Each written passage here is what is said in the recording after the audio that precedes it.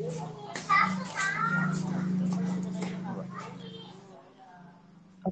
udah direkam. Silakan kali. Baik, selamat malam teman-teman semuanya. Terima kasih atas kehadirannya malam ini. Hari ini kita akan membahas satu banding 9 RDN Plus. Tapi sebelum saya mulai, mungkin saya disclaimer on dulu ya, bahwasanya saya bukan ajakan menjual atau membeli satu saham tertentu ya. Karena biasa saya jelaskan, banyak yang beranggapan bahwasanya kalau saya menyebutkan satu emiten, mungkin saya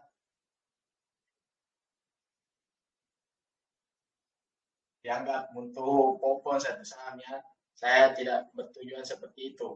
Jadi kembali lagi ke keputusan masing-masingnya. Oke, terima kasih.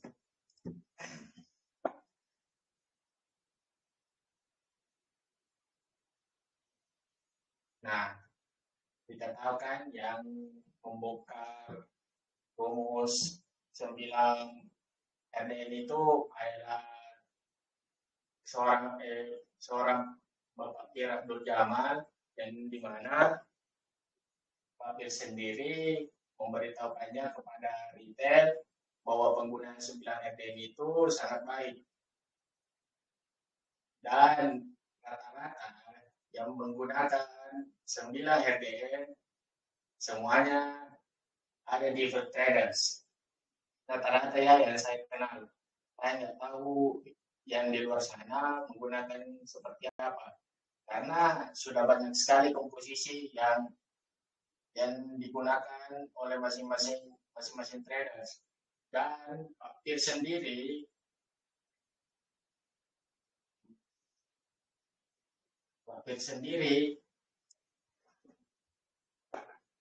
sudah mengajarkan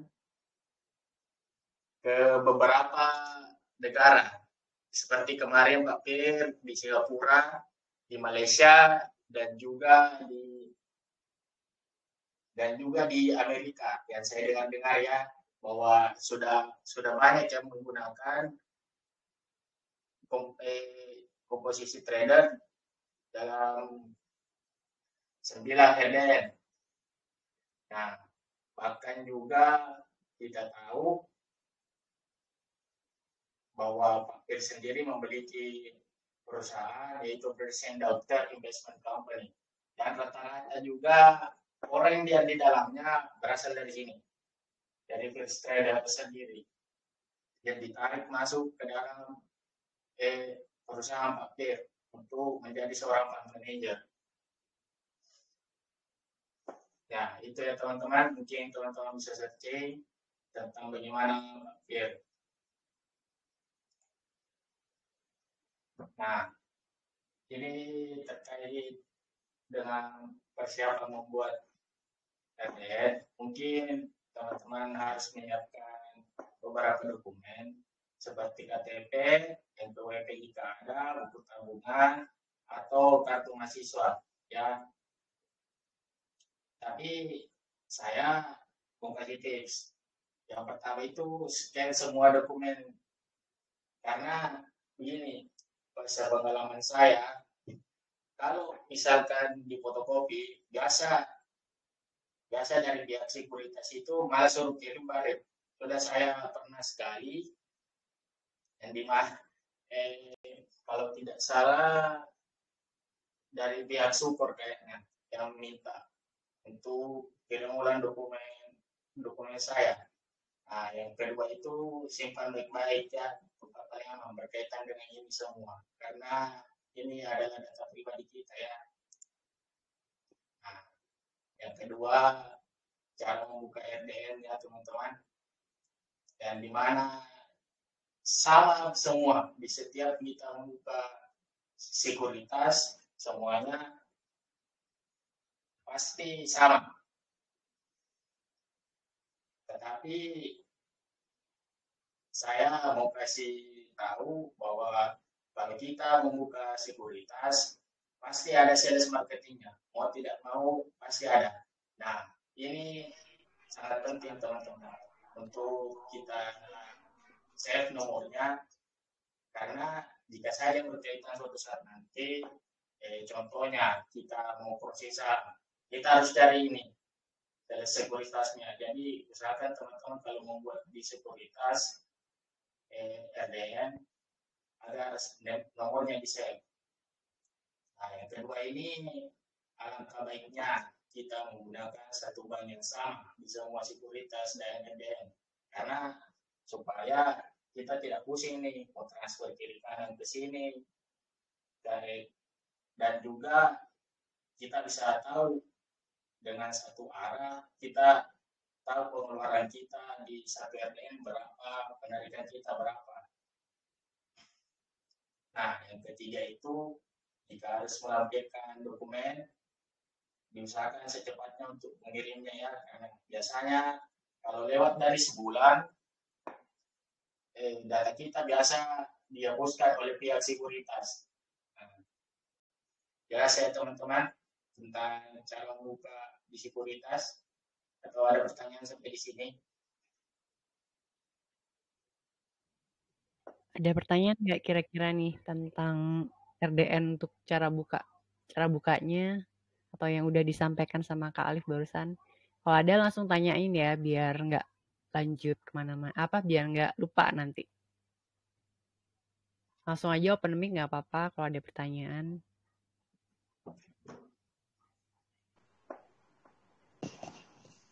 Untuk pertanyaan mungkin nggak ada ya Min, tapi Kak Alif suaranya kurang jelas tadi, nggak sama kayak Miminnya. Terima kasih. Oh, oke. Suaranya Kak Alif agak putus-putus, Kak. Mungkin bisa lebih dekat kali ke mikrofonnya.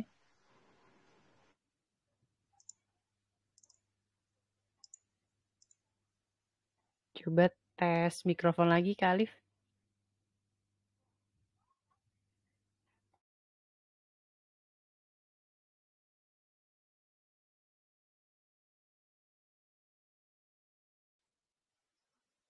Cek, cek.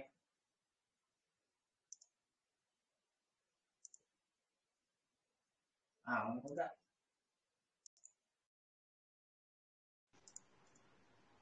Kayaknya terlalu jauh itu Kak Alif.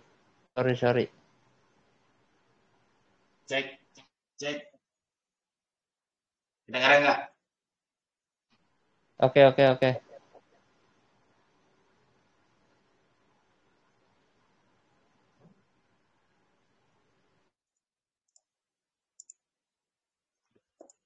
Nah, kita lanjut ya teman-teman.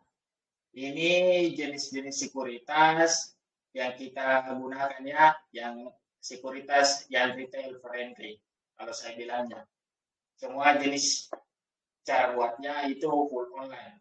Fee relatif bersahabat, kurang lebih 0,4 sampai 0,47, deposit ringan boleh 100.000 hingga 10 juta.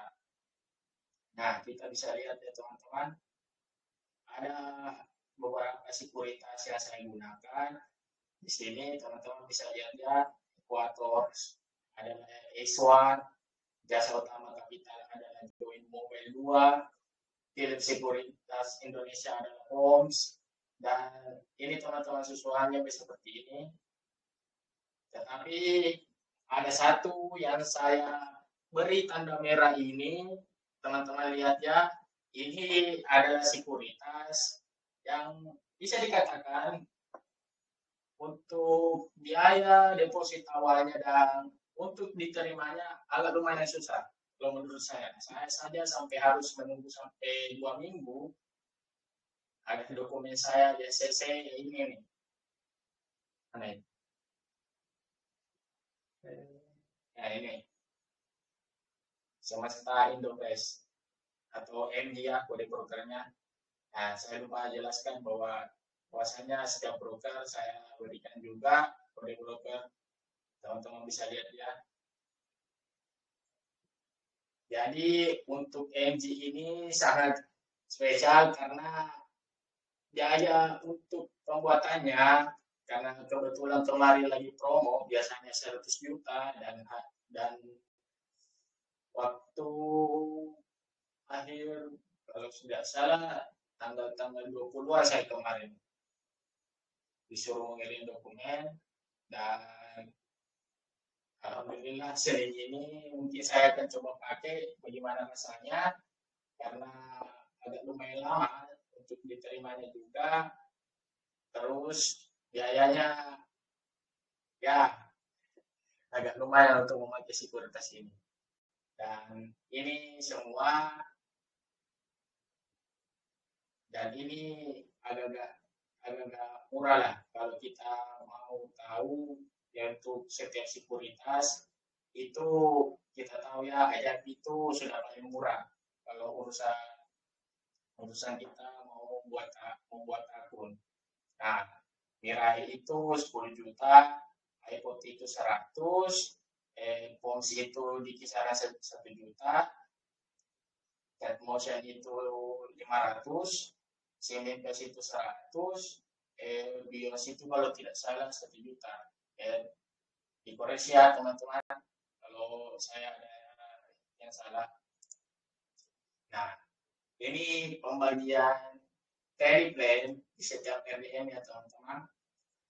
Yang pertama itu day trading. Nah, kenapa saya menggunakan JUC, Semesta Indofresh dan Iswan atau Equator? Nah, karena sekuritas ini dengan kecepatan pas ordernya yang sudah tidak diragukan lagi.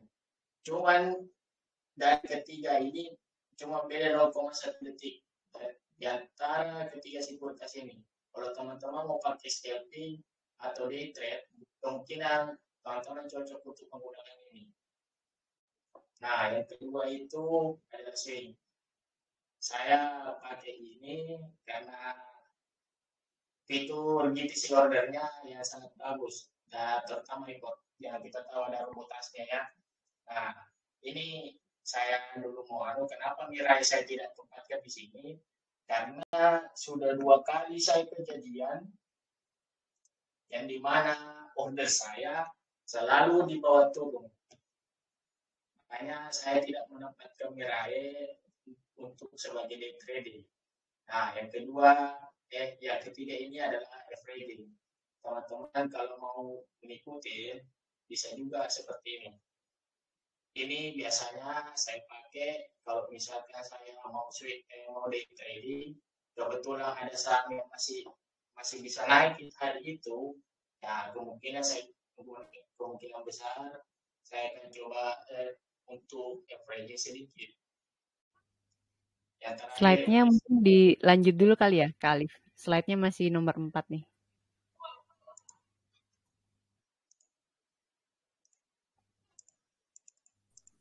Sorry, kayaknya slide-nya yang nomor 5 ya harusnya ya. Ini masih belum gerak. Ya.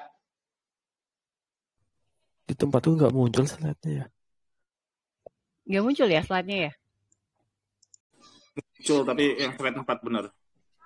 Oh ya, sama. Di aku juga nomor 4. Ya, di 4 juga.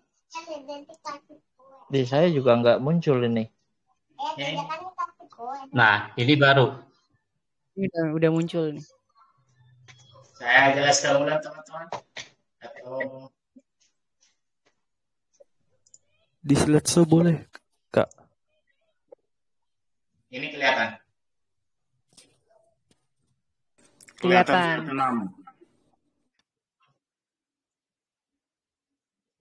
Ini kelihatan teman-teman day trading. Iya, kelihatan. Seperti ya teman-teman, contohnya saya ulangi ya teman-teman, day trading itu kenapa saya pakai JUC, Semesta Indofresh dan Equator, karena kecepatan pas ordernya yang bisa dikatakan hanya beda 0,1 detik dari ketiga sekuritas ini ya. Nah, ini kalau swing saya sukanya pakai ini karena GTC ordernya ya sangat bagus. terutama iPod ya teman-teman, ada robotasnya yang sangat bagus kita gunakan. Nah, kalau kita upgrading, kita bisa menggunakannya di sini biasanya. Kalau kita upgrading down, nah, kalau ada saham yang kita lihat masih uptrend, atau ada satu saham yang mungkin kita sedang dibotongin, tapi kemungkinan besar besoknya masih akan naik. Kita bisa tempatkan di sini untuk averaging down atau averaging up ya. Nah, yang terakhir ini investing. Teman-teman tahu sendiri kalau kita mau investing itu biasanya kalau saya investing itu setahun sampai dengan 3 tahun saham tersebut ada di dalam portofolio saya. Nah, ini backup. Gunanya saya bikin backup. Kita tidak tahu nih apakah sekuritas ini ada problem atau tidak. Ya, contoh misalkan Trade Motion ini kantornya kebakaran ya, nanti tidak kita minta-minta. Nah, banyak ini. Jadi sekuritas ini bermasalah, tidak bisa login atau apa. Nah, kita bisa pakai di sini backupnya. Untuk contohnya baik BIOS kita ganti untuk sementara sampai sekuritas tersebut yang kita pakai Trade Motion membaik untuk kita gunakan kembali. Dimengerti ya teman-teman? Atau ada pertanyaan? Nah, ini agak susah ini kalau menurut saya. Kalau Kak Alif berarti 15 ya punyanya ya? Punya 15 RDN ya saat ini? Kalau sekarang Kak, sebenarnya saya nggak masukkan semua ini. Masih ada 3 lagi yang saya pakai. Tapi saya ambil yang bagus-bagus aja kan. Wow, oke. Aku aja kayak 9 aja udah banyak, ini 15 juga udah banyak, ternyata lebih. Oke, lanjut. Nah, ini ya teman-teman. Kebetulan TraderMate dengan JUC yang saya tadi bilang sedang kita bekerja sama ya teman-teman dengan JUC ya. Saya bilang tadi fitur pass ordernya itu sangat cepat. Kalau teman-teman mau buat akun bisa hubungi saya ataupun Pak Sunu atau Kariska. Nah, teman-teman bisa download di App Store dan Google Play. Mau aplikasinya Join Mobile 2 atau mau pakai di desktop bisa saja bisa langsung masuk ke websitenya di jasautama.com. Nah, ini keunggulannya teman-temannya. Dijual belinya itu menurut saya sangat murah daripada yang kedua sekuritas yang interupsi masih slide 6 Kak Alif.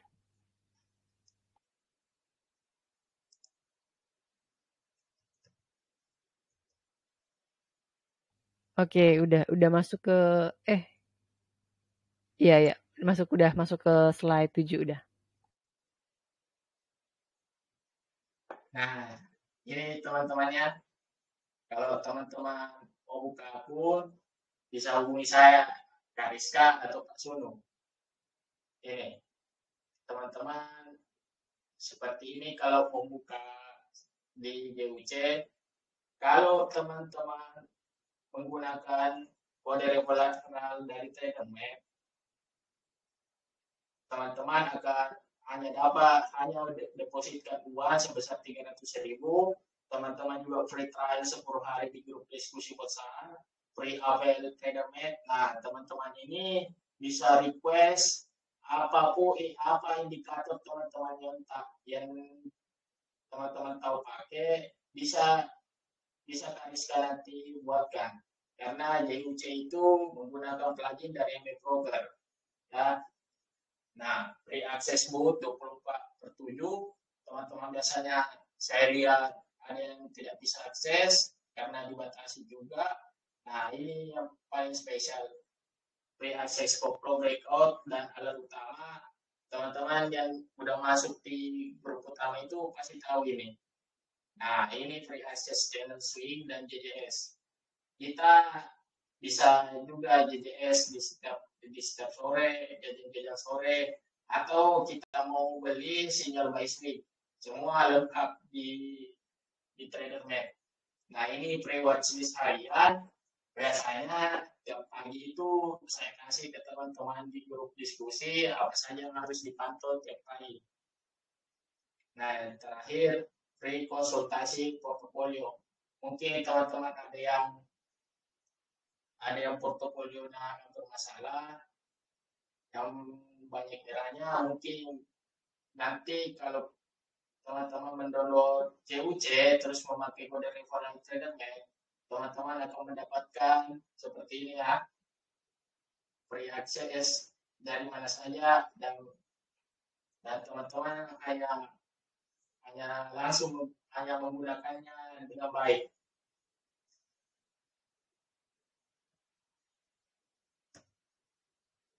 Nah, Bang ini Alif, boleh izin di slide show, Bang Alif? kenapa Kak?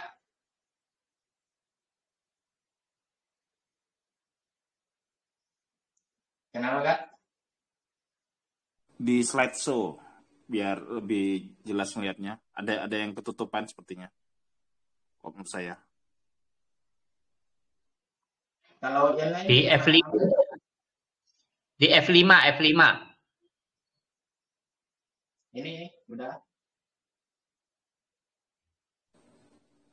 Belum, tampilannya sih belum berubah.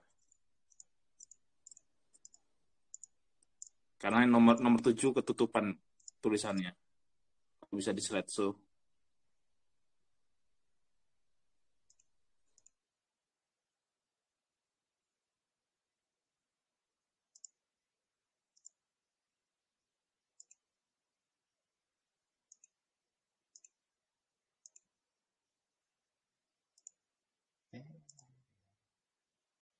Ini teman-teman, aman? Masih hitam, masih gelap. Masih loading kali. Kalau boleh dicoba di Shift F5, Pak.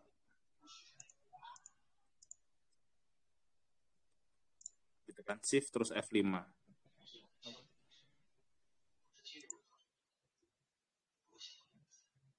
ini. Oke, nggak apa. Lanjut Bang Alif, nggak apa. Udah gentar ya? Udah gentar ya teman-teman? Keluar yang slide 7 ya, slide 7.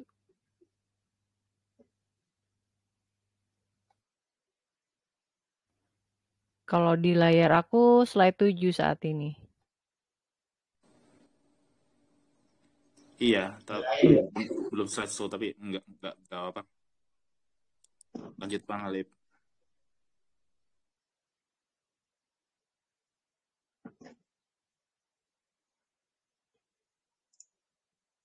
Oke. Sebenarnya saya mau tampilkan bagaimana setup saya di rumah, tapi kebetulan saya lagi di luar kota, jadi hanya saya bisa kasih lihat satu gambaran seperti ini ya. Kelihatannya teman-teman yang saya buka? Tidak kelihatan. Videonya, video is pause, masih kayak ke pause gitu.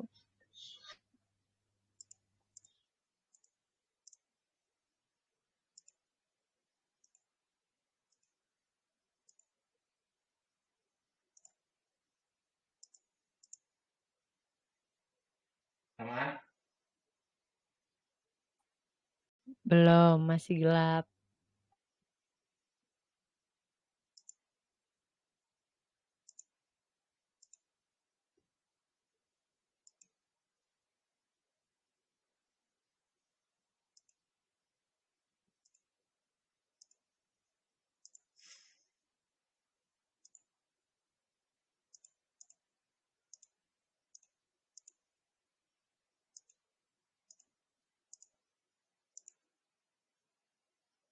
Oke Kak.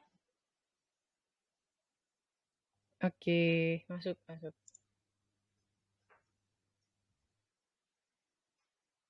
Nah, saya mau tampilkan sebenarnya bagaimana setup trading saya di rumah, tapi mumpung saya lagi di luar kota, ya saya hanya bisa kasih gambaran seperti ini. Nah, layar utama itu kegunaannya kalau teman-teman di PC ataupun laptop bisa masukkan semua order book, baik itu dari saham mantap, contohnya ya ADMR, Andro, atau Okas kayak seperti itu, teman-teman bisa masukkan di sini. Nah, ini layar penunjang, biasanya second layer saya gunakan untuk melihat indikator, contohnya MFI atau blended chart. Karena kalau kita tidak menggunakan indikator di satu emiten, mungkin rasanya ada yang kurang begitu. Kalau kita tidak menggunakan indikator.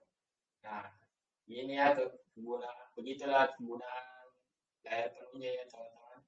Dan untuk mobile ini karena saya menggunakan iPad, jadi biasanya saya membuka saham-saham yang swing di sini. Atau kalau misalkan biasanya sesi 2 saya hanya menggunakan HP karena sesi 1 itu biasanya tingkat volatile-nya itu sangat tinggi, makanya saya butuh seperti ini kan untuk dapat dapat saham lebih cepat. Nah, dimengerti teman-teman? Atau ada pertanyaan?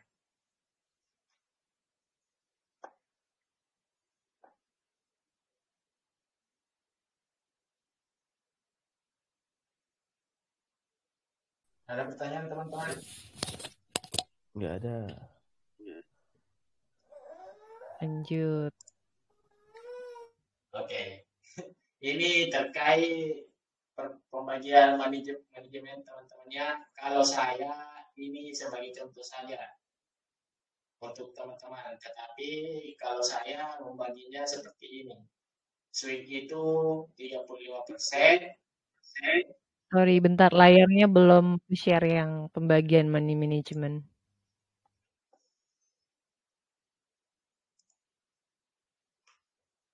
Iya, oke. Udah muncul. Kok balik lagi ke page 1. Berarti delay ya, Kak? Iya, oke. Udah masuk. Aman ya, Kak? Aman. Nah, untuk pembagian money manajemennya, teman-teman bisa lihat di sini cara saya. Ya, tapi ini teman-teman harus pahami dan ketat bagaimana cara penggunaannya. Ya, contohnya seperti saya. Saya lebih ke swing sekarang, porsinya lebih banyak karena kenapa? IHSG ini sekarang kita tahu bahwa gonjang ganjingnya tiap hari, kadang merah, kadang juga hijau. Nah, itu yang saya hindari untuk melakukan day trade yang cukup banyak untuk entry. Di swing ini lebih baik untuk sekarang karena kita tahu kan mudah-mudahan window dressing bulan 12 ini cukup baik untuk swing. Nah, swing saya itu sekitar 35% dari money management, day trade itu 30%, averaging itu 20%, investing itu 10%, backup 5%. Kenapa saya tempatkan backup 5%? Karena saya bilang, kembali lagi teman-teman seperti saya bilang, kalau misalkan kita pakai ini atau ini ada yang bermasalah, kita cepat harus menggantinya kan seperti itu karena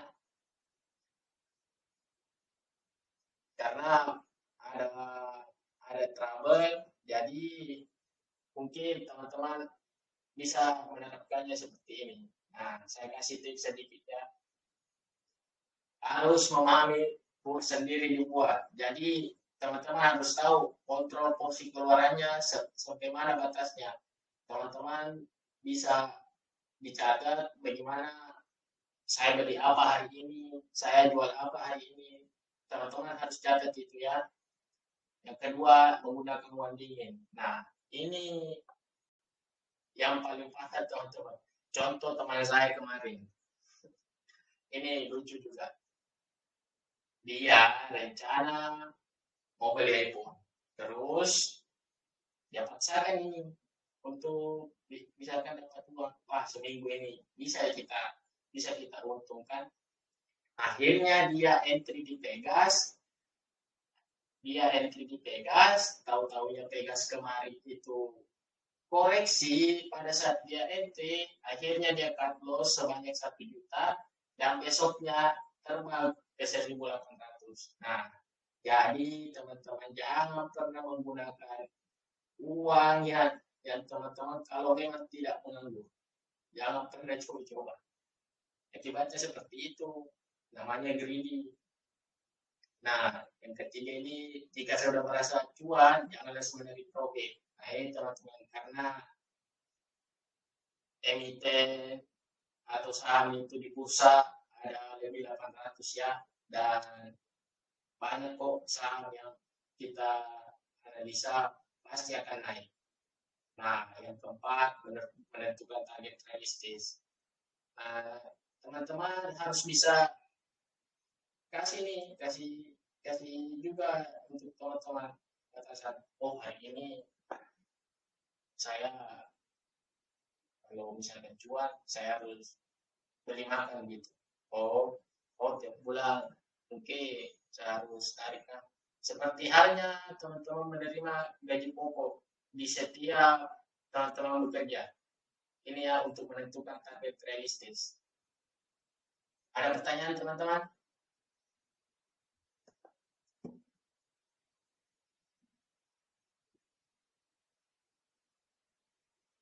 Bang Alip mau nanya, Ya.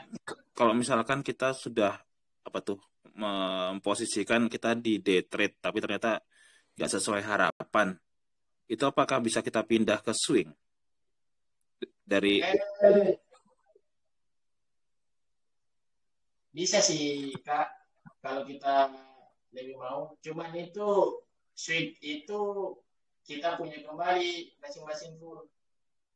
Yang kita harus tahu ya, apakah kita hari ini memang mau trade, boleh, apakah kita mau swing, tapi ini harus dengan analisa yang ketat ya, karena kalau kita asal entry di sini, tahu-taunya 3 sampai 5 hari ke depan malah minus kita, gitu Kak dari saya.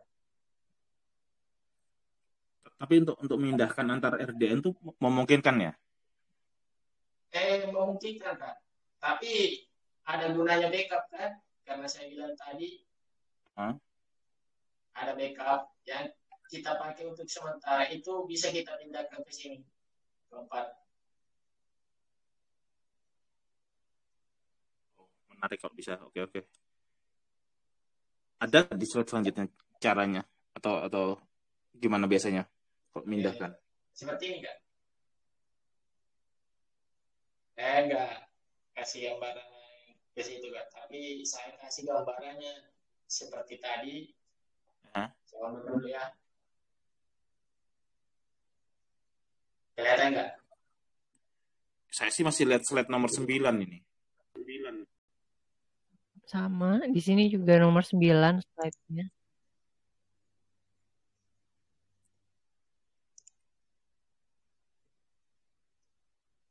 Ini? Slide nomor 6 ya? Ini? Pembagian trading. Ya. Nomor 6.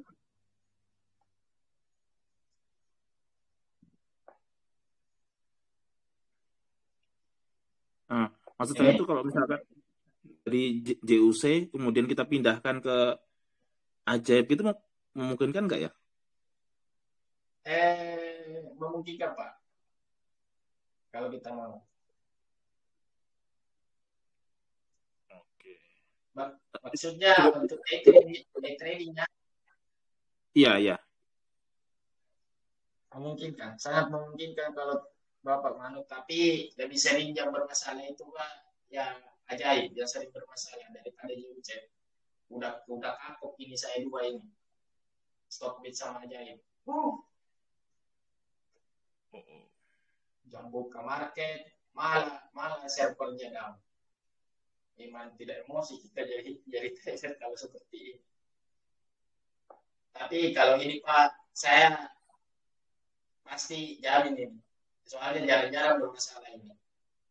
Jadi saya tidak rekomendasikan, saya bertanya, ini Mirai, saya tidak rekomendasikan kalau teman-teman mau ambil DJS.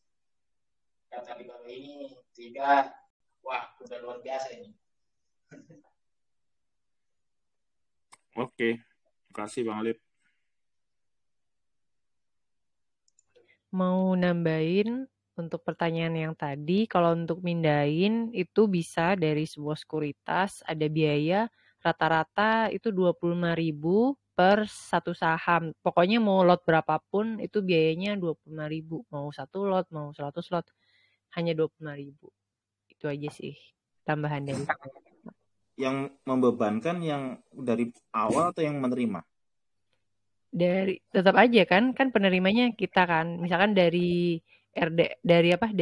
misalkan dari Mirai mau pindah ke JUC, yaitu proses 25.000-nya itu nanti dibayarkan, nggak tahu nanti masuk akunnya kemana, tapi rata-rata tuh 25.000 sih yang kita keluarkan gitu. Dipotong. Yang kita persiapkan dipotong gitu. Ya. Sepertinya sih dari yang udah ada sebelumnya ya, misalkan dari Mirai ya berarti dari akun RDN Mirainya itu kepotong 25.000. Sepertinya sih ya, logika gampangnya. Karena kan yang misalkan yang nerima yang baru kan bisa jadi belum ada saldo gitu misalkan. Itu juga. Pokoknya kurang lebih 25.000-an untuk biayanya. Oke, lanjut ke Alif. Saya tanya, aman? Aman. Page 10 ya. Ya. Nah, ini Stockbit atau watchlist. Nah, teman-teman ini harus menyiapkan ini. Karena kenapa? Kalau teman-teman tidak hafal bagaimana pola emiten tersebut, dan teman-teman itu yakin saya akan entry dengan salah di setiap saham. Jadi usahakan teman-teman punya ini. Pertama itu indeks pribadi. Nah, sering saya bilang kan di grup bagaimana ada MN, tetapi ya kita tahu indeks lagi bermasalah, asing juga sedang lagi keluar. Nah, saya sempat terindah juga kemarin di DMR dan tembus juga ke 1.700 dan KRYA kita tahu tembus all time high-nya ya. Jadi teman-teman harus buat sendiri indeks pribadi, pahami pola dari setiap saham yang teman-teman suka mainkan. Nah, yang kedua itu 45. Nah, kita tahu ini dengan market cap-nya yang lumayan dan net buy-nya juga agak cukup yang bisa dikatakan tiap hari ada untuk LQ45. Nah, ini yang saya suka. Biasanya kalau saya screening, saya cari tuh saham-saham yang kayak udah RB nih sampai seminggu. Terus kapan pembalikannya? Biasanya pada saat CCI-nya menunjukkan pembalikan, ya kemungkinan saya sudah taruh sendal di dalam. Contohnya seperti Arto dan Goto. Cuma kita lihat sekarang mungkin saat ini masih akan ARB. Kemungkinan ya besok. Nah, ini satu plus mental karena ini harga akan menetap pasti di 3 angka. Contohnya Yata ya. Yata itu setiap hari saya perhatikan hanya di 139, 138, 141. Jarang sekali mau ke 142. Nah, ini ya teman-teman. Untuk watchlist dari saya, kalau teman-teman bisa mencobanya juga untuk membuatnya sesuaikan dengan style teman-teman. Nah, ini sebagai contoh saja ya, gimana TP dan SN teman-teman.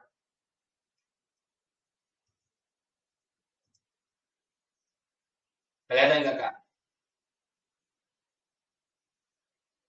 Kenapa? Kelihatan nggak? Ini selanjutnya. Page 10 masih di aku. Yang indeks pribadi itu kan?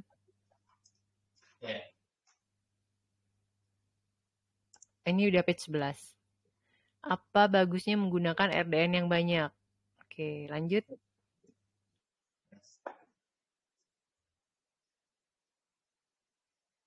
Satu, menjaga psikologi trading. Nah, ini saya awalnya itu kenapa saya bilang ini kalau menggunakan RDN yang banyak itu sangat bagus. Karena kalau kita menggunakan satu RDN mungkin agak-agak kayak gimana begitu. Kayak bilang kita entry di sini sama juga dan menghindari juga daripada kita untuk portofolio kita dicampur-campur. Dan ini bisa kita terapkan mungkin butuh 3-5 hari lah kalau kita mau coba ini. Ya, yang kedua itu profit dari maksimal dengan take profit 1-2%. Ini khusus scalping ya teman-teman. Kalau seperti ini, yang ketiga itu trade sangat santai, tidak membutuhkan waktu yang lama untuk profit. Nah, kenapa saya bilang tadi kan, kalau misalkan sesi 1, saya itu hanya menggunakan HP, karena begitu udah terarah nih, mau kemana trading plan saya. Oh, hari ini ada saham yang bisa di-swing. Oh, hari ini ada saham yang bisa di scalpingan. Oh, hari ini ada saham yang harus di-averaging. Nah, ini yang membuat yang ini lebih bagus teman-teman. Kalau kita menggunakan banyak RDN. Nah, yang terakhir entry pada saat di bawah dan membentuk gap. Nah, ada satu emiten yang saya kasih tanya kemarin kan, yang udah di bawah terus membentuk gap. Mungkin teman-teman di grup diskusi utama udah tahu sahamnya. Oke, saya lanjutkan.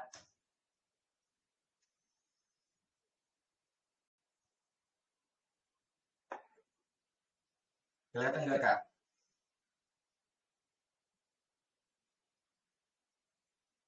Page 10.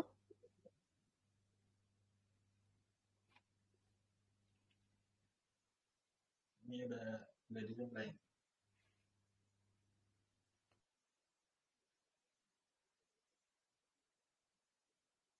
Udah ya, Kak?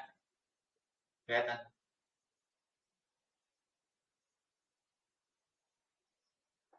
Page berapa ya sekarang? 10 apa 11? 11. Udah 12, oke. Nah, 12. Ini rumus penggunaannya ya. Untuk pemula, sangat disarankan untuk mencoba satu lot terlebih dahulu ya.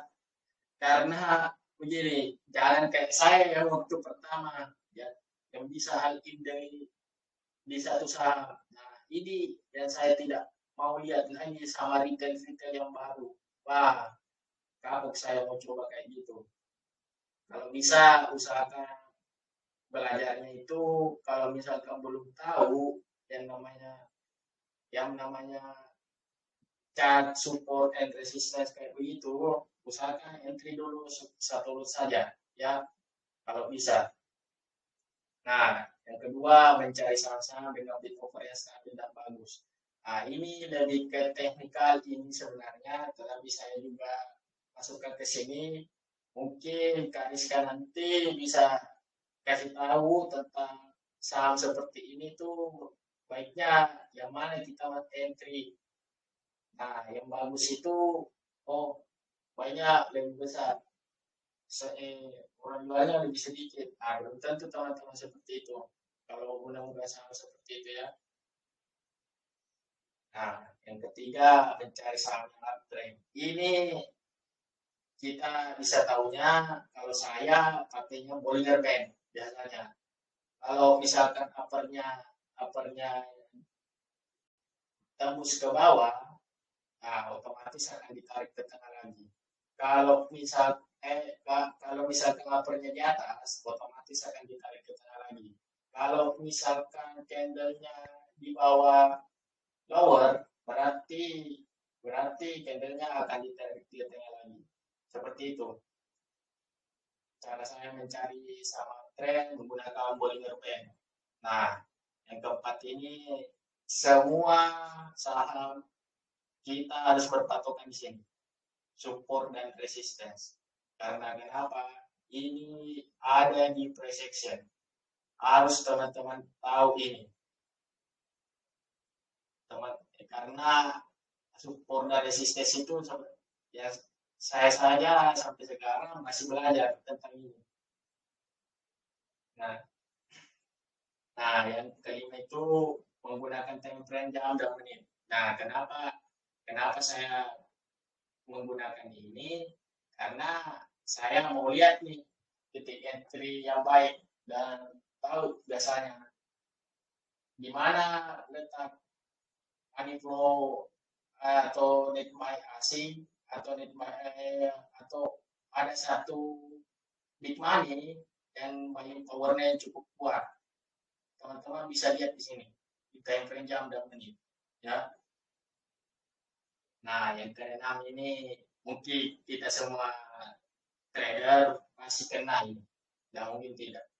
Jangan greedy dan FOMO. Wah, ini harus kita hindari ini.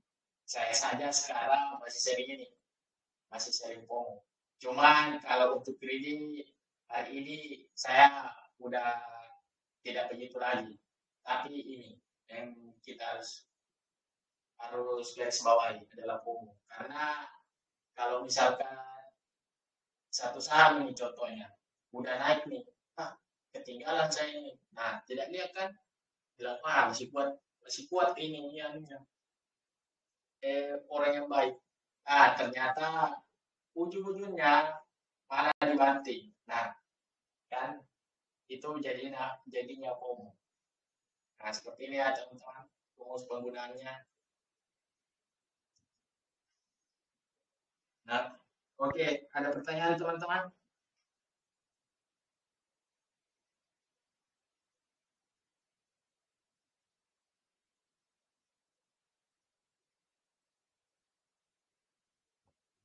Pada malu-malu apa bingung nih mau nanya apa? Silakan dicatat atau open mic bisa. Gampang kok ini.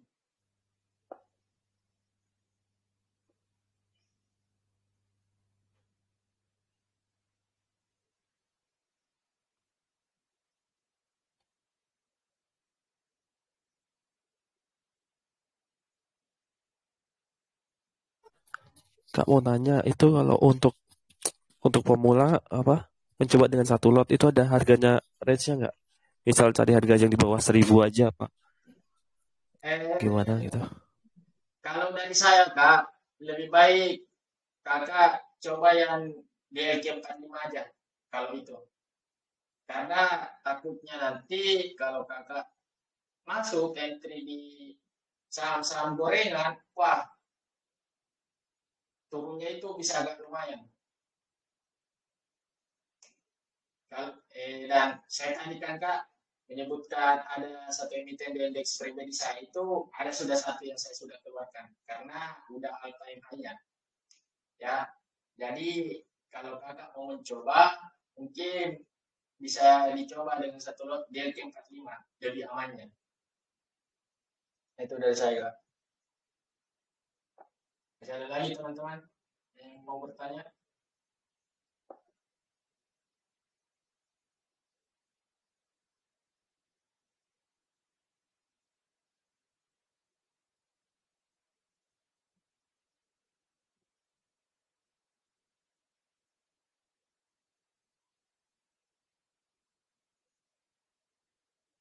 Ada ya teman-teman? Kayaknya nggak ada deh. Lanjut aja.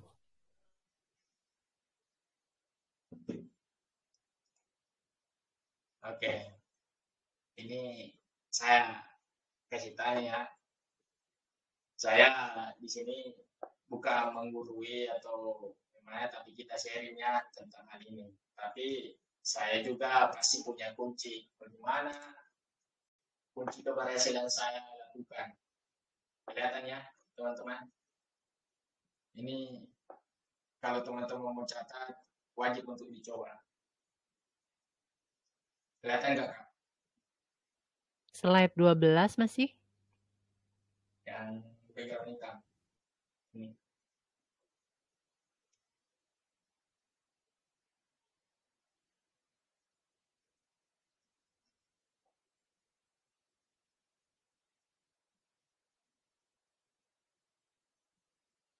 Udah gentar nggak? Belum berubah. Nah. Ya, apa kunci Oke, dan keberhasilan saya lakukan? udah. Masuk ke Oke. page 12 ya. Yang pertama itu disiplin. Ini sangat saya anjurkan untuk teman-teman disiplin. Karena ilmu ini sebenarnya bukan hanya berlaku di saham, tapi yang lain juga bisa. Kalau urusan teman-teman misalkan mau teknik ataupun seni, mungkin teman-teman juga bisa coba untuk ini.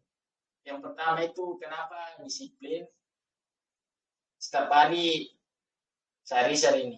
Saya cari komposisi terbaik, bagaimana cara saya agar mendapatkan cara trading yang enak.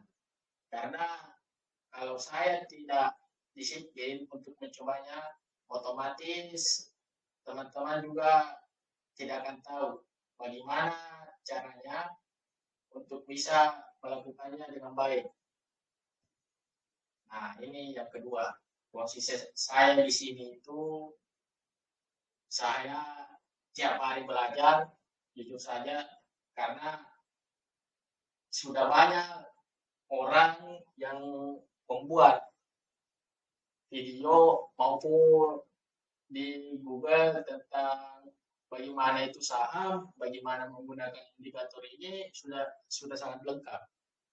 Dan juga saya konsisten terhadap trading plan saya, yang dimana kalaupun akan berubah, ya mungkin ISG-nya lagi itu akan ke 4.000.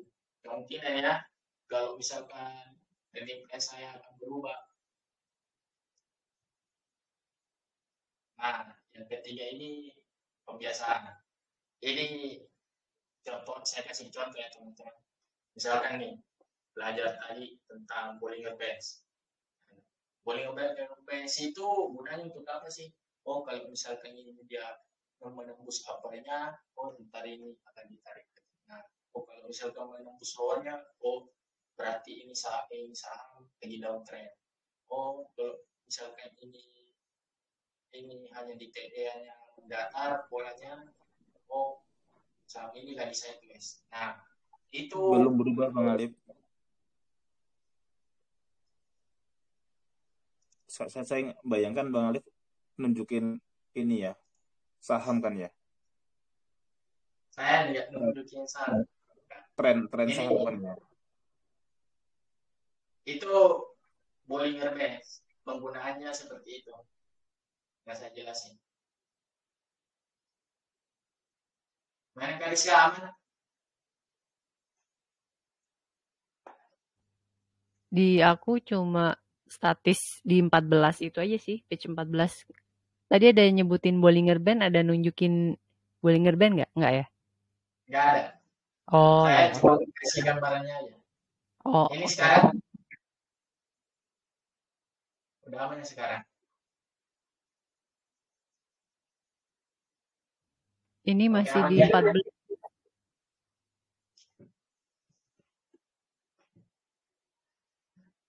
Oke, saya lanjut ya teman-teman. Itu untuk pembiasaan saya, yaitu biasanya ada di indikator. Saya pelajari. Nah, contoh kemarin saya tidak tahu nih tentang AO itu apa. Oh ternyata AO itu AOS oscillator. Jadi saya pelajari lagi seperti ini. Oh ternyata seperti ini penggunaannya. Makanya untuk melihat semua belinya ya. Nah, yang keempat ada evaluasi. Ini teman-teman kemungkinan pasti teman-teman kalau sudah menerapkan ini ada pasti kesalahan yang mesti kita harus cari tahu. Nah, dievaluasi teman-teman itu harus cari kira-kira apa sih yang kurang ini dari saya? Oh, kenapa sih bisa belum tahu dari ini? Kemungkinan besar ada di salah satunya di sini kesalahan teman-teman. Yakin saya kalau urusan kalau seperti ini. Nah, ini saya sebenarnya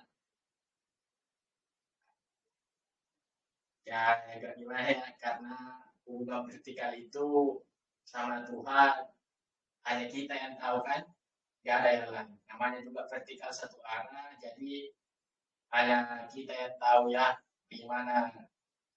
bagaimana kita berhubungan. Jadi kelima ini adalah poin penting daripada keempat ini, karena kunci sebenarnya itu ada di sini ya teman-teman. Jadi teman-teman harus coba kelima ini, kalau bisa teman-teman catat, yang dicatat.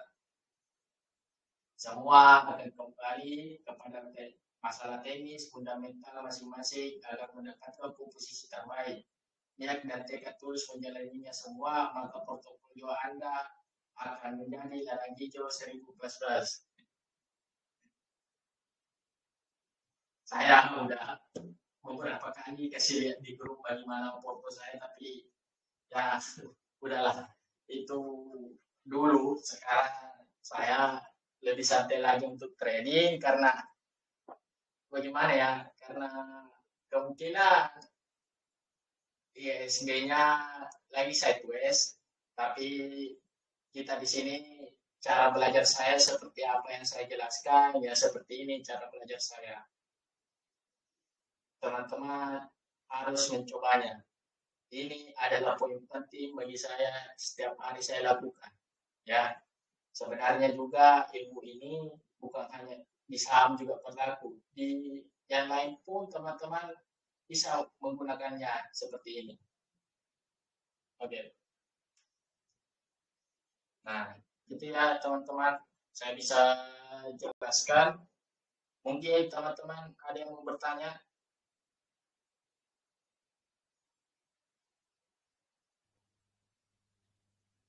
Ada pertanyaan dari teman-teman? Kak Remigius, Kak Dwi, Kak Imam, Kak Fajar, Kak Jamil, Kak Yu, Kak Andi, Koh Chun Leong, Kak Hafisa mungkin. Atau mau ngobrol-ngobrol, nanya, sharing secara personal, silahkan ya.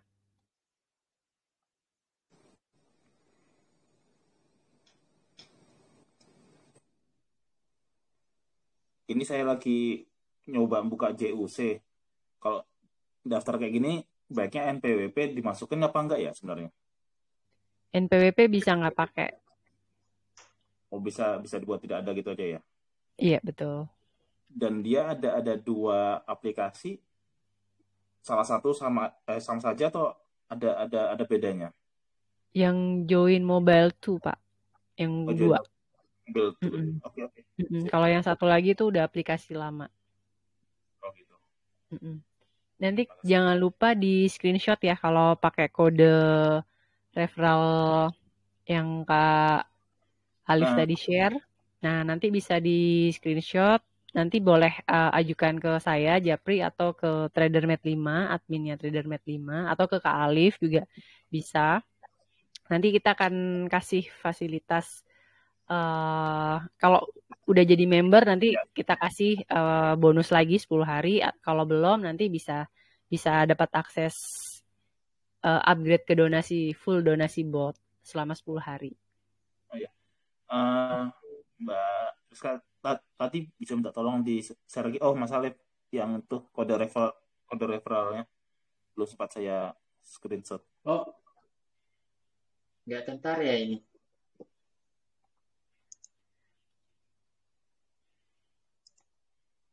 Ini nggak tentar. Kelihatannya. AO303 itu ya? Iya. Oke. Itu masukinnya nanti di mana? Dan tadi sih belum nanya kode referral sih. Kayaknya nanti ada pertanyaan dapat dari mana gitu. Kalau ada kodenya itu masuk atau pakai link juga bisa. Sebentar, kalau link itu saya kasih di teks sebentar. Grup aja ya? Bisa ya?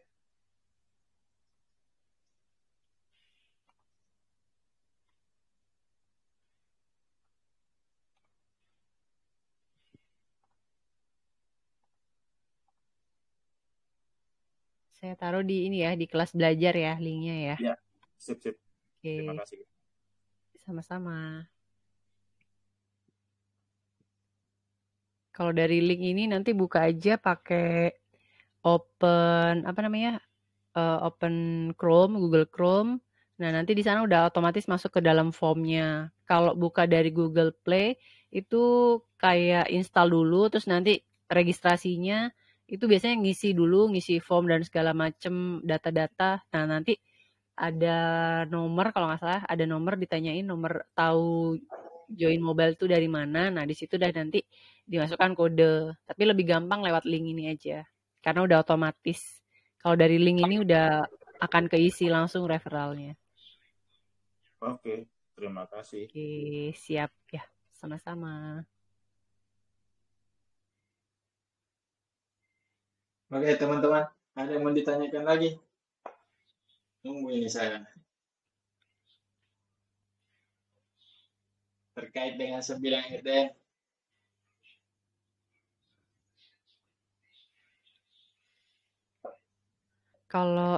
Kalau Pak Fir itu kan yang banyak teman-teman atau banyak yang kita tahu itu kan kayak mutasi gitu loh. Misalkan ada yang nyangkut, terus supaya nggak ganggu psikologis, kan dimasukkan kan ke dalam salah satu RDN-nya, terus nanti kita averaging down.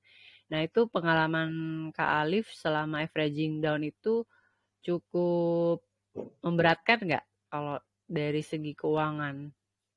Mungkin itu sih dari aku. Dari segi keuangan, Kak, kalau dari saya, ya emang karena perbandingannya biasa itu agak lumayan saya, Kak. Biasa 1:7, biasa 1:10, ya mungkin agak berat memang nggak kalau mau average gitu.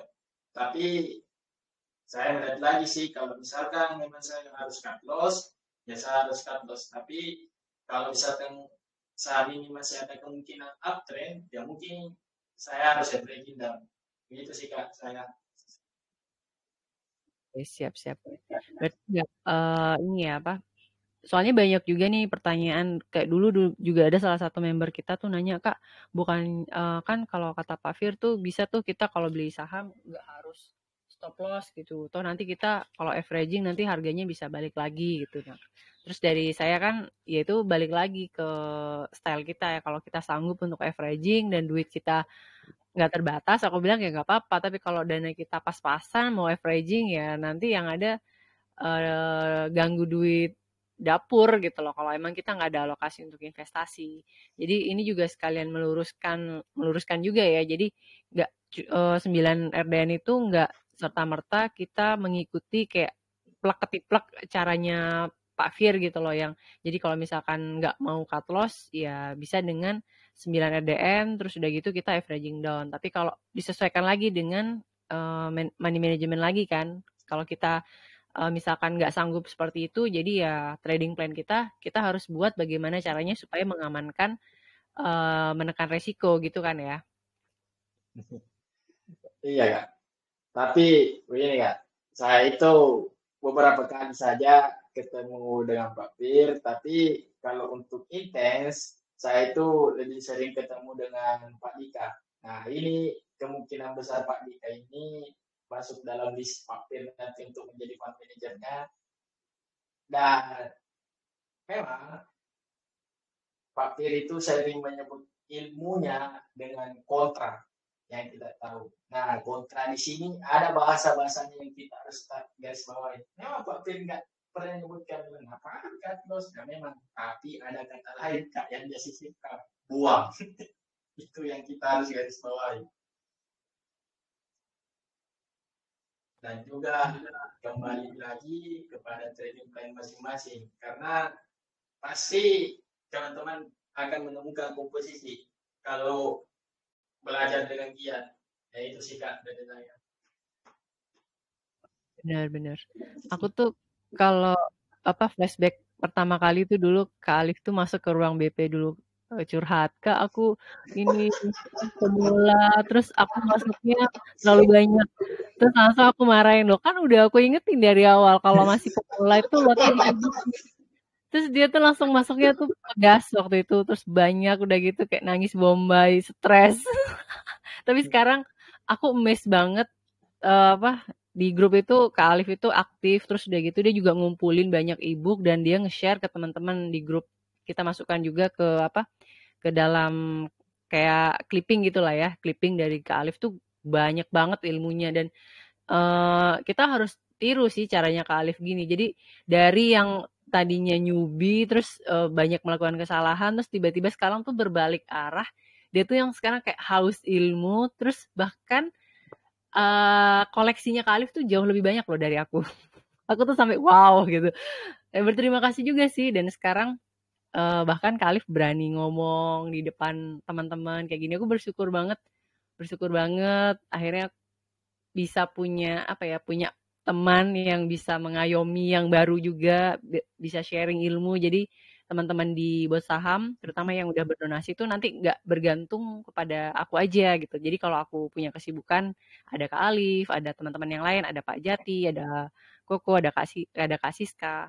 Aku senang sih dan harapanku akan semakin banyak Kak Alif berikutnya gitu. Jadi buat teman-teman yang masih baru kayak Pak Fajar, Kak Dwi, Kak Wahyu dan teman-teman yang lain jangan patah semangat ya. Dulu nih Kak Alif juga sama cupu, nggak tahu support resisten itu apa, nggak tahu. Dibilangin jangan buka open posisi terlalu besar, nggak kerasa Kak cuannya gitu. Terus udah gitu udah rugi banyak dia nangis dong. Tapi sekarang dia udah sadar, udah bisa ngasih wejangan. Salut. Makasih banyak buat Kak Alif, buat sharing-sharingnya. Semoga menginspirasi teman-teman yang masih baru ya.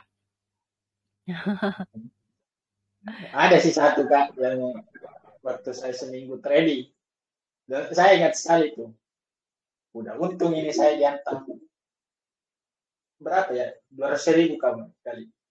Wah, cuan ini saya 200.000. Muncullah mental penjudi saya hari itu juga. Wah, ini besok naik ini. Naik ini 400.000, yakin saya ini naik. Dan 3 hari kemudian Kak, akhirnya dibawa turun dan saya TP di berapa Kak? Kira-kira di berapa Kak? Nggak tahu. Saya TP di 5.000. 5.000 rupiah. Dan saya udah untung 200.000, malah TP 5.000. Kan? Itu satu pengalaman bagaimana mental judi masih ada pada saat bermain itu harus dihindari. Makanya Grigi sama Momo itu tidak jauh beda, tetapi rasanya beda. Nah, teman-teman itu harus tahu kalau misalkan mau coba, yaitu tadi entry dengan minimal 1 lot dan cari saham-saham yang harganya yang lumayan mahal, karena kalau yang murah, yang gorengan, wah kacau lah. Kalau gue nggak tahu caranya mainkan bagaimana.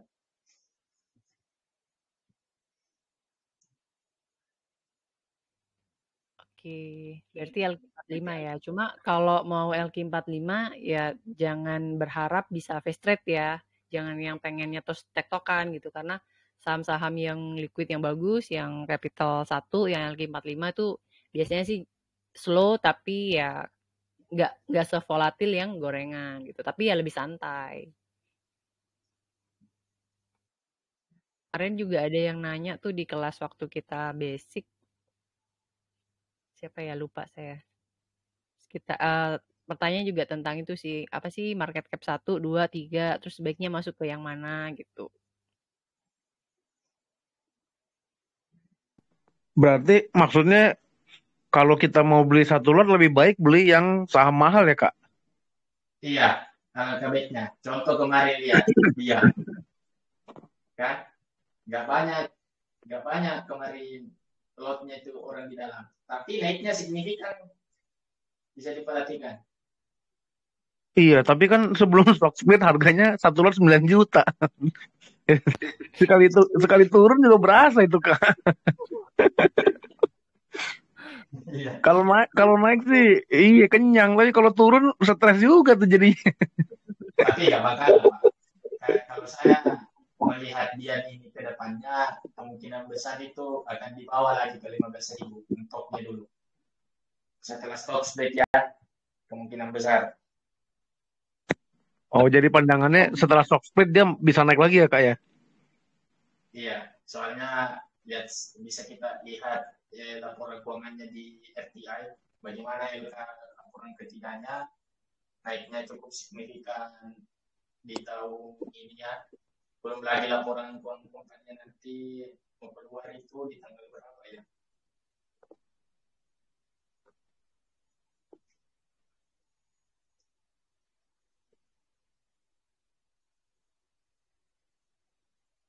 Ya.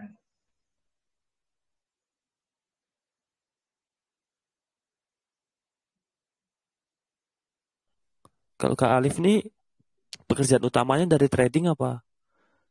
Ada pekerjaan lain? Kalau saya Kak, awalnya sih dari wallet, tapi ya di trading saya belajar, oh ternyata lahan basah juga ini. Jadi sekarang ya itu full time trader, paling kalau misalkan ada kesibukan lain ya itu ngurus-ngurus wallet aja. Ngurus Masih apa? kuliah juga ya, kalau nggak salah Kak Alif ya. Ya, kenapa? Masih kuliah juga ya kalau nggak salah ya. Iya Kak, malah salah jurusan saya.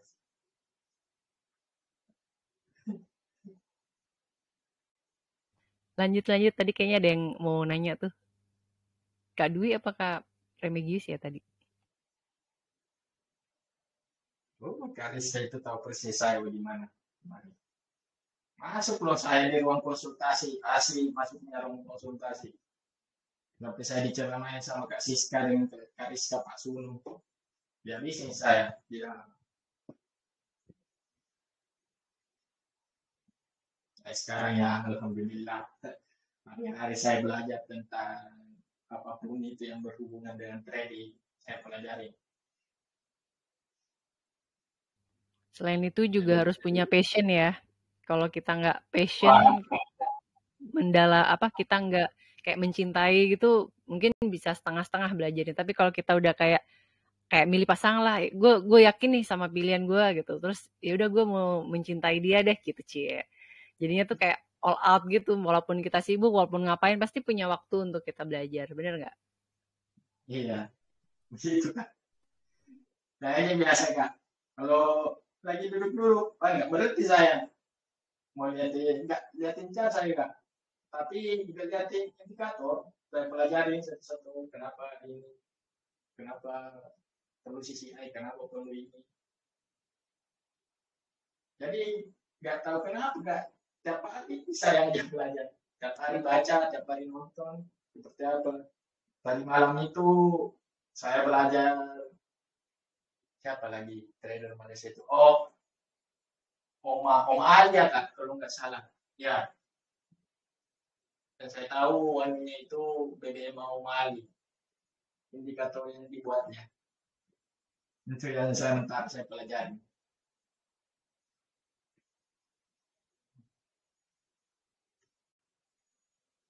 Ada lagi teman-teman pertanyaan? Ayo silakan yang mau nanya. Ya, jawab nih.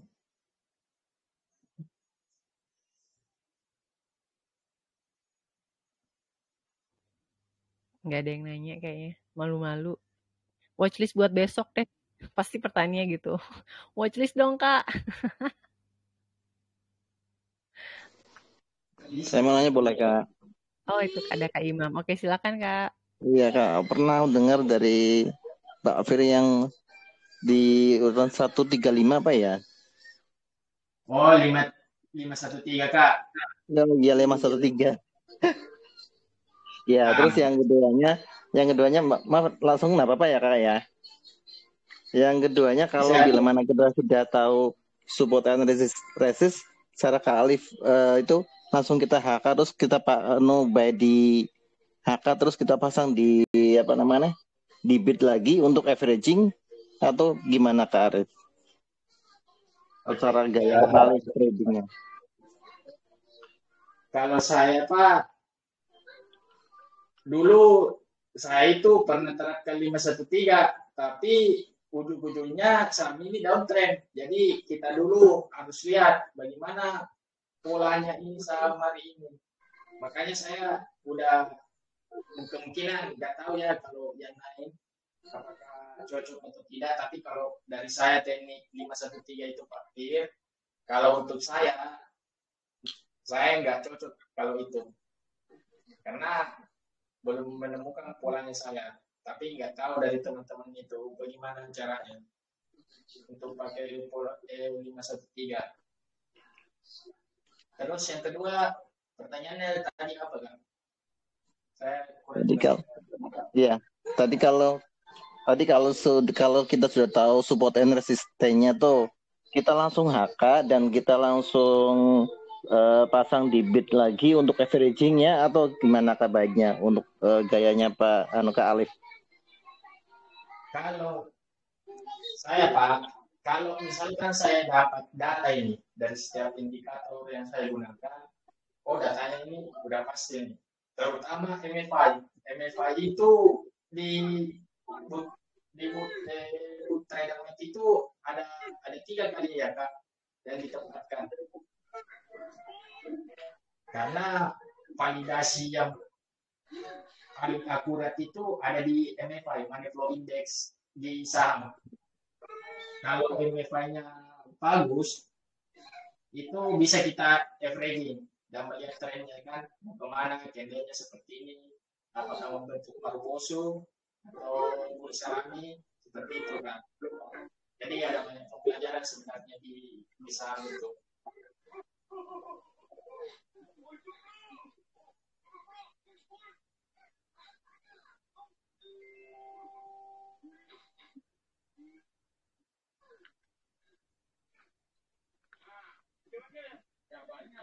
Kalau Kak Alif senangnya yang BW apa yang BOP Kak? Kalau saya Kak senang apa lagi ya?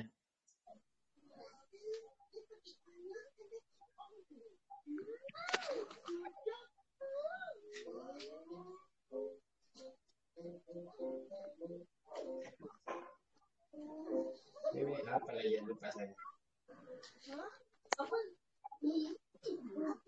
Suaranya nggak jelas banget ya Kak Alif ya? Apa aku ya? Iya, emang agak kecil putus-putus gitu kayak. Ya bukan kayaknya sih. Iya, emang. Cek. Enggak.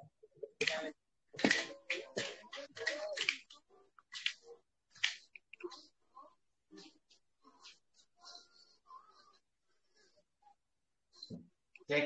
Kedengeran enggak Kak? Suaranya Kak Alif dari jauh banget ya nih. Kayak gitu loh. Cek.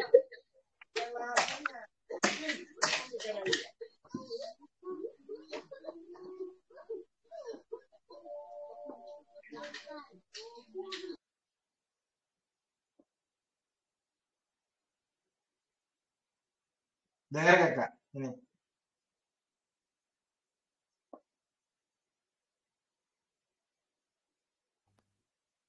Masih sama sih.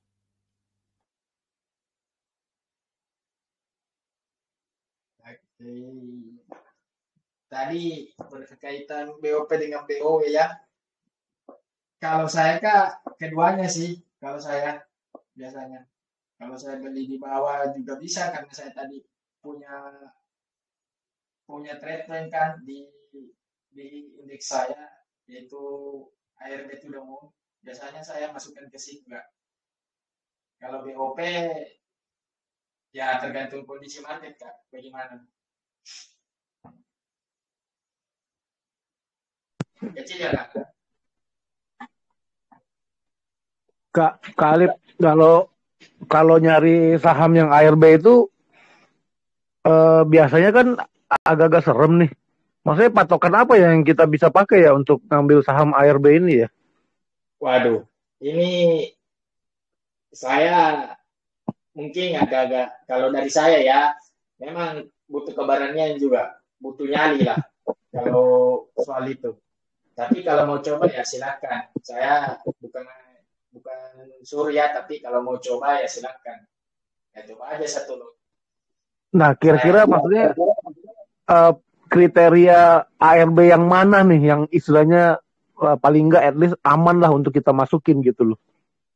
Nah, apakah udah ARB 3 kali atau ketika dia udah ARB terus sinyal dari grafiknya dia mantul atau gimana, nah kayak gitu-gitunya kira-kira apa yang jadi pertimbangan ya Kak?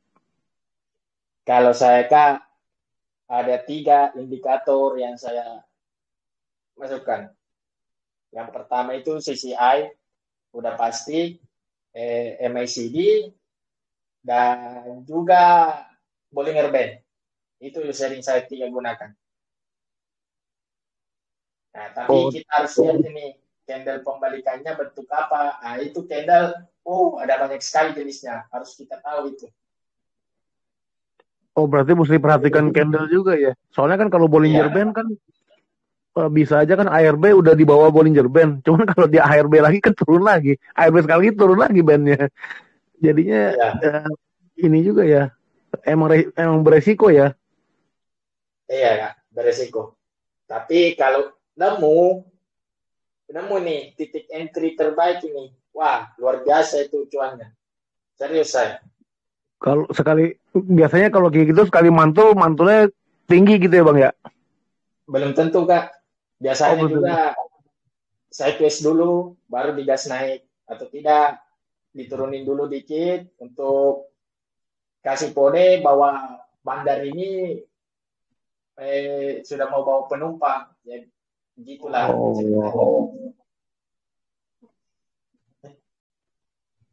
Intinya saya itu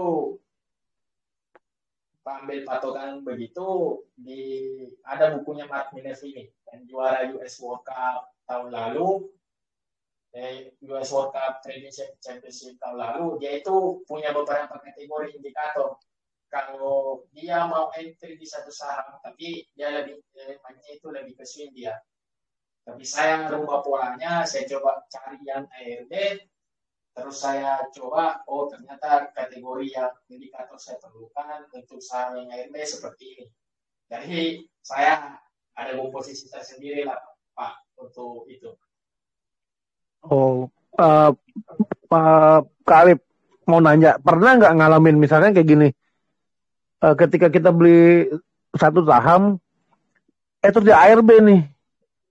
Nah, ARB-nya besoknya ARB lagi, besok ARB lagi bisa sampai 4-5 hari. Nah, kalau kejadian kayak begitu, mendingan kita tiban lagi atau kita mendingan keluar ya?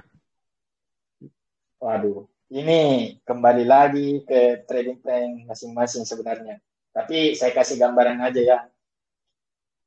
Kalau misalkan saya jadi orang, karena kan kemarin kan saya masuk di sini cukup banyak gambaran saya. Tanya sendiri Karista, bagaimana portofolio saya jajai sampai saya tidak gunakan sampai dengan hari ini. Ada satu saham yang sampai sekarang nggak saya cut loss dan porsinya cukup lumayan, yaitu DWIR.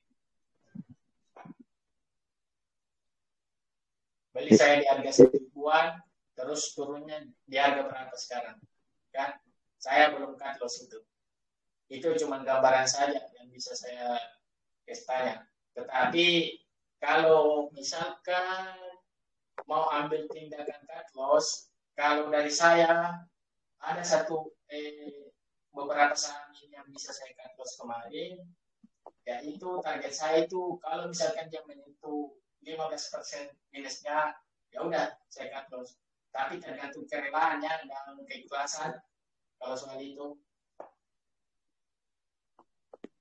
Oh berarti maksudnya kalau misalkan kita cut loss tuh nggak perlu lihat fundamental si sahamnya juga ya. Kalau misalkan emang udah minusnya terlalu dalam, ya kita mendingan cut loss aja ya untuk jaga psikologis atau gimana bang? Kalau terkait dengan fundamental, ya mungkin juga bisa jadi pertimbangan itu di awal. Tapi alangkah baiknya kalau misalkan itu tadi udah menyentuh 15% daripada emiten tersebut, ya boleh untuk cut loss. Kalau saya ya, kalau memang cukup lama ini saham ini fotonya.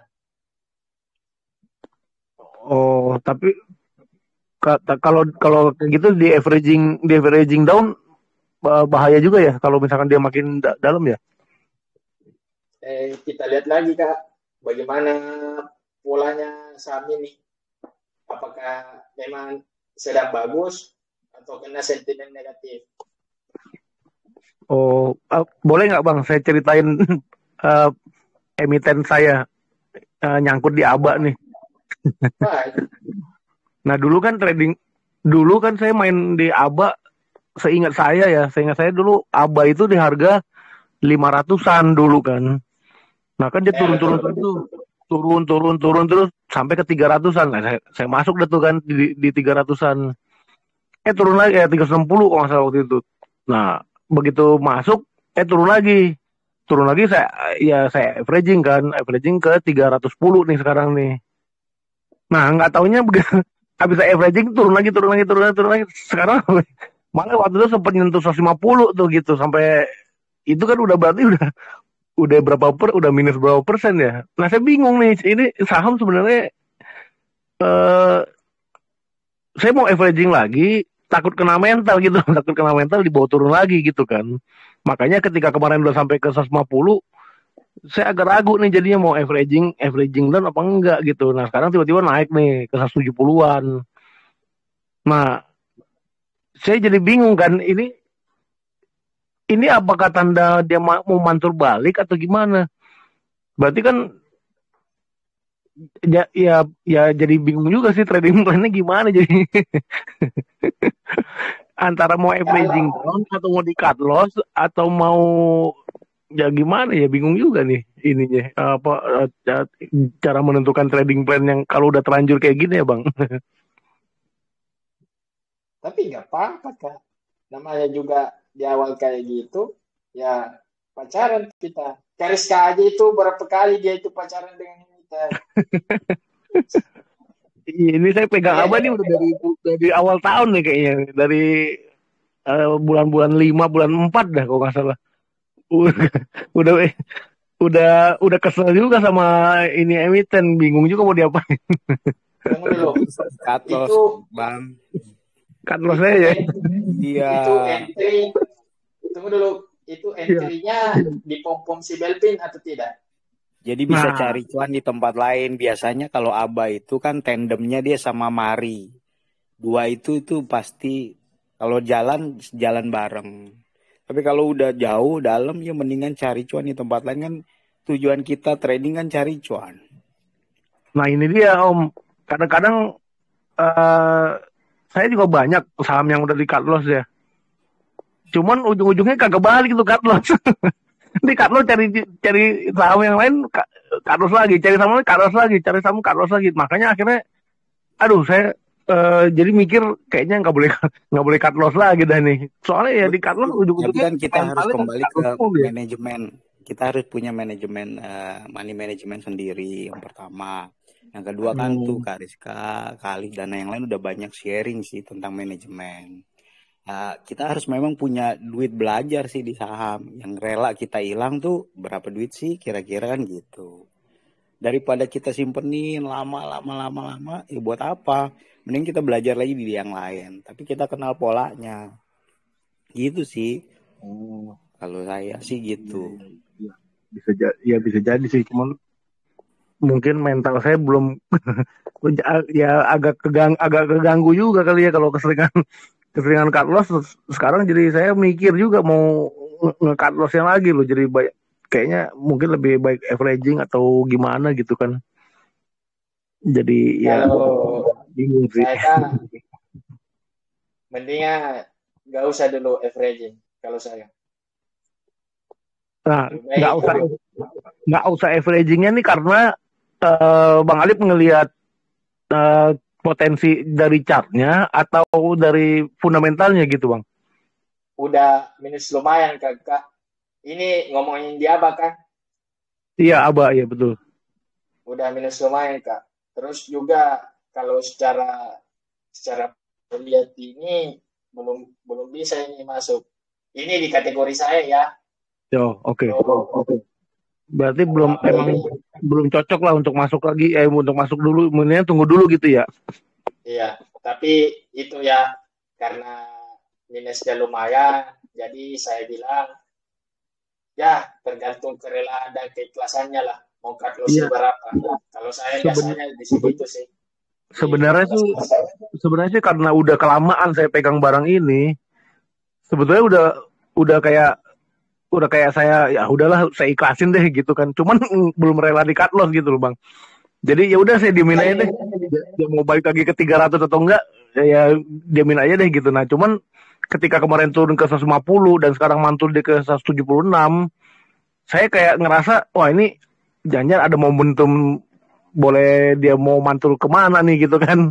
Kalau misalkan saya averaging down atau saya masuk lagi, anggaplah saya masuk baru lah gitu kan. Ketika dia naik ntar ke sampai berapa, mungkin ada paling enggak kerugian yang tadinya berapa mungkin bisa lebih berkurang kali ya kerugiannya kalau saya averaging down. Saya sih mikirnya gitu sih, Bang. Cuman nggak tahu nih bener nggak kalau cara berpikir seperti itu ya. Kalau kita harus tahu dulu, Kak, bagaimana risk reward yang kita dapat kalau kita mau averaging down. Itu yang saya juga pelajarin cukup lama itu tentang averaging down. Risk reward-nya juga kita harus tahu. Risk reward itu perhitungannya gimana enaknya, Bang? 1:2 atau gimana? Tergantung dari harga, Kak. Kalau misalkan kita di bawah turun, saya biasanya nggak hitung sih kalau misalkan mau averaging up, tapi kalau averaging down biasanya saya hitungin tergantung dari harga yang kita tetapkan. Tapi kalau dari saya, Kak, kalau merasa dari pemula, janganlah untuk coba dulu untuk averaging down kalau saya. Lebih baik carilah saham-saham yang lain. Kalau bisa nih buat sekuritas satu yang bisa dibilang ya agak lambat lah. Contoh kayak Stockbit dan Ajaib. Nah, taruh di situ crossing semua. Bisa itu. Jadi mendingan dipisah di RDN lain gitu ya, Bang ya? Iya, kalau nggak mau cut loss. Karena saya kayak gitu, saya juga nyangkut kok banyak yang di saham saya nyangkut. Oke. Bang, satu lagi. Ngomong-ngomong tadi averaging up, saya jadi kepikiran nih. Nah, kita kira-kira kapan baiknya kita averaging up? Kalau misalkan kita masuk satu saham, kayaknya nih saham bagus sebenarnya, cuman kebetulan pas lagi kita screening, entah lagi hoki, entah lagi gimana, kita lihat chartnya bagus kan, ternyata bener nih lagi di harga rendah nih. Cuman kan biasa nih, Bang, namanya orang mau masuk kan, ya awalnya kan lotnya kecil, taruhlah cuma 1 lot, 5 lot gitu. Itu bener nih naik nih terbang. Naiknya udah lumayan, kira-kira mungkin 10%, 20%. Nah, kapan momen untuk kita averaging up ya? Jangan-jangan ntar pas kita averaging up dengan lot gede, malah turun menjadi minus lagi. Ini Ada nggak ini scalping atau jual swing? ini? Nah, Ini scalping atau swing? Scalping lah, anggap nggak swing deh, swing mungkin nggak, karena nggak terlalu deket sih, mungkin sekitar seminggu 2 minggu gitulah ya. Ternyata dia terbang nih bang gitu. Contoh kemarin ada MR kan, saya Nah, sering bilang tuh, kalau di bawah 1.700 ambil, karena udah tahu di polanya saya, oh dia mantulnya di segini, turunnya segini lagi, mantulnya segini, turunnya segini. Kemarin contohnya ada MR kan sempat ke 2.000, terus dibawa turun tuh lagi ke 1.600. Nah di situ saya ngeliatnya dulu, oh ini masih ada peluang ini naik. Soalnya CCI-nya kemarin lumayan bagus sih, ada MR dengan MFI-nya yang masuk. Nah makanya di saat harga di 1.690 saya ambil, nah terus tembus lagi ke 1.810, mulai itu saya averaging up 1.820, 1.830. Nah, soalnya saya juga melihat tren, itu dulu kita harus lihat mau kemana arahnya ini saham. Apakah akan dibawa turun lagi, atau koreksi wajar, atau akan naik seterusnya. Itu Kak, kita harus lihat. oh berarti emang kita harus lihat, at least mesti tahu teknikalnya juga lah bang ya, mesti lihat teknikalnya Iya. juga ya. Iya. Oh oke. Itu tadi 5 yang saya sebutkan: disiplin, konsisten, pembiasaan, evaluasi, dan hubungan vertikal. Iya siap bang. Makasih bang. Wah, tanya sendiri Kariska, chat langsung kalau nggak percaya. Gimana saya waktu pertama di sini sampai ya kalau yang pernah masuk ke ruang konsul, masuknya ke dalam dimarah-marahin semua. Pak Francisca, Pak Sunu, Kariska juga lebih-lebih. Bawel sih, bukan bawel, bandel sih, bandel. Dibilangin dibilangin tapi nggak di iya doang tapi nggak dilakuin. Jewer kupingnya. Ini aku slow rest ya, soalnya ini jam anakku udah mau tidur. Jadi teman-teman nggak apa-apa lanjut aja. Tapi aku nggak banyak ngomong di speaker. Jadi sesi santai aja, sekalian sharing-sharing. Oh ya, aku mau nambahin yang barusan kan ada pertanyaan tentang kapan waktunya kita averaging up. Nah, waktunya averaging up itu ketika resisten target yang udah kita ambil sebagai TP1 atau TP2 itu masih kejebol ke breakout. Nah, itu kita bisa tuh averaging down. Tapi jangan lotnya tambah gede. Kayak piramid aja. Jadi semakin ke atas tuh lotnya semakin kecil. Tapi kalau kita averaging down, semakin ke bawah semakin besar lotnya. Nah, coba Kak, bisa kita ketemu masalahnya kalau awal ambil kita justru kecil gimana ya? Misalkan cuma awal ambil 1 lot nih, ternyata terbang. Gimana mau averaging up lebih kecil? Kalau latihan dari 1 lot yang ambilnya 1 lot aja. Jangan langsung tadinya 1 lot terus tiba-tiba masih ke breakout nih. Terus ngambil 10 gitu. Ternyata false breakout kan. Iya, nah itu dia. Itu kan biasa kesalahan pemula kan biasa gitu kan. Awal-awal belajar 1, terbang masuk gede. Begitu masuk gede turun. Nah, pada saat breakout itu nanti kita juga harus validasi lagi dengan volume. Apakah pada saat breakout itu didukung nggak dengan volume yang tinggi? Kalau ternyata pada saat breakout volumenya masih kecil, itu hati-hati, takutnya nanti melorot, nggak jadi breakout. Banyak orang yang masuk tapi ternyata habis itu dipelorotin atau dikarungin. Nah, itu juga jadi indikasi sih. Tapi kalau breakout terus udah gitu juga over masih banyak kemakan, volumenya tinggi, ya itu ada indikasi memang masih akan terus lanjut. Nah, kita boleh masuk di situ. Volume tinggi itu bisa dikatakan tinggi tuh kalau berapa, Kak? Maksudnya apakah ini tergantung sama fraksi harga ya? Ada harga yang kan ada saham yang 500-an, ada yang 1.000-an, ada yang berapa gitu. Nah, volume tinggi ini tiap fraksi ini beda-beda atau sama semua? Kalau aku ngitungnya dari rasio volume. Kalau di Chartsetar itu kan ada rasio volume tuh 1, sekian. Nah, kalau udah 1, sekian itu artinya dia udah volume rata-ratanya itu udah sama kayak 20 hari trading, tapi kalau udah di atas itu 2, nah itu kan berarti lebih gede. Atau bisa juga pakai acuan hari sebelumnya. Kalau hari sebelumnya, misalkan candle sebelumnya kecil, volumenya sekian, terus hari ini volumenya membesar dengan candle yang membesar, nah itu berarti masuk akal, logik. Tapi kalau misalkan hari ini candlenya tinggi banget, bullish, tapi volumenya ternyata lebih kecil dari kemarin, nah itu ada something di situ. Kayak nggak searah gitu loh. Istilahnya tuh divergence. Bukan convergence. Berarti emang yang harus diperhatikan bukan angkanya lah ya. Kalau dari chart tuh kayak besaran, kayak proporsinya. Oke, siap. Oke, makasih Kak. Oke. Sip, lanjut ya. Rika, kalau daftar ke ruang BP gimana ya? Oh ya, nanti dijadwalin daftar kita bikin schedule dulu. Bisa minta ke TraderMate 5, nanti kita schedulein hari apa gitu, biar gitu. mentor ngumpul dulu, iya. Oke. Kak Alif mau masuk nih pasti dia kalau ada temennya mau konsul nih. Dia selalu bilang, Kak kalau ada murid masuk BP aku mau masukin Kak, kata dia.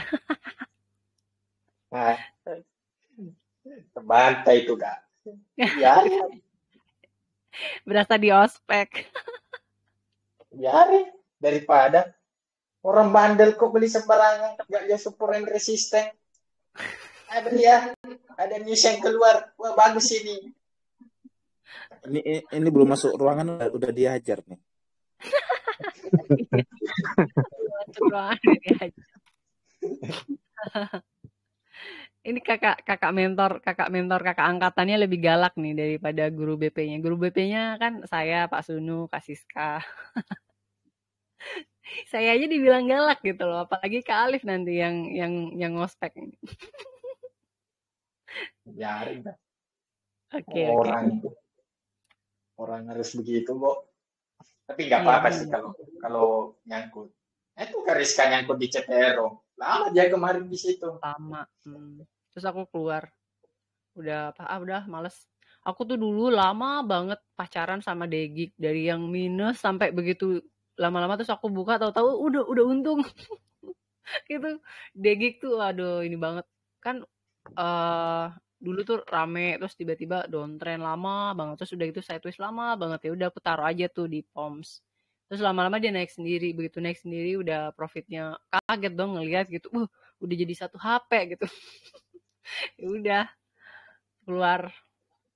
Terus habis itu ya udah mulai ini lagi dia distribusi lagi. Udahlah, lepas. Pacarannya lama sama Degi. Ini untuk Kocong ini lebih pertimbangin lagi ya kalau mau cut loss, soalnya itu agak lumayan berat itu kalau seperti itu. Kalau dari saya sih mendingan jangan, pindahin aja di crossing. Siap Kak. Kalau bisa. Ya, udah ikhlas sih sebenarnya sih, cuman belum rela aja nge-cut loss. Nah itu. Sama aja kan. Itu saya bilang FOMO dan greedy itu nggak jauh beda kan. Dulu saya FOMO nah ini saya ada beberapa nyangkut juga nih, FOMO di Digi sama Kabak. Ini sekarang dua-duanya udah tidur sahamnya. Hah? Jadi bukan minus juga, tapi nggak bisa keluar. Ya udahlah, mau diapain lagi. Kalau saya sih nggak nyender sih saham saya yang masukin, karena saya baca juga pertama kan bilang hindarin saham yang harga 50 yang gocap. Kira-kira saham gocap itu ada kemungkinan bakal naik lagi nggak sih, atau udah pasti delisting? Ya kalau kata Pak Pir, rajin-rajin lah duduk di depan masjid. Kalau kata Pak Pir ya kayak gitu ya kata-katanya. Makanya saham vampir tungguin aja deh.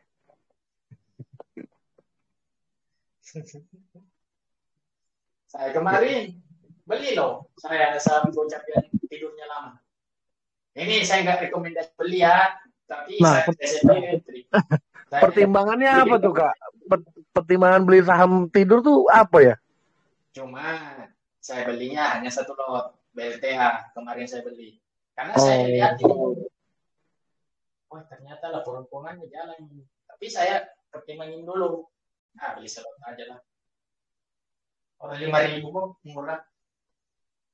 Oh, soalnya kan kadang kan saham tidur begitu, atau enggak ya bukan saham tidur lah, maksudnya beberapa saham kayaknya kan ada juga ya yang nggak pengaruh sama laporan keuangan ya, mau perusahaannya bagus kayak gimana, tapi ternyata sahamnya anjlok, ada juga kan? Iya, PPA. Lihat kemarin. Kenceng kan naiknya, tapi hati-hati. Bandar ini kasih kode kita. Oh. Berarti mesti bisa lihat pergerakan bandar juga ya? Iya, harus tahu kita mau kemana dia. Rafi itu paling hancur lah di antara semua kalau saya bilang. Emiten. Soalnya bandarnya itu sekuritas itu. Agak berat itu di Rafi. Dan TPA laporan keuangannya minus, digoreng bandar sampai ke pucuk. Gak tahu kenapa.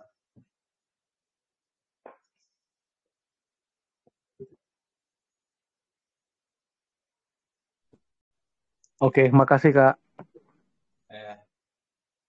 Oke, mungkin udah dulu ya guys.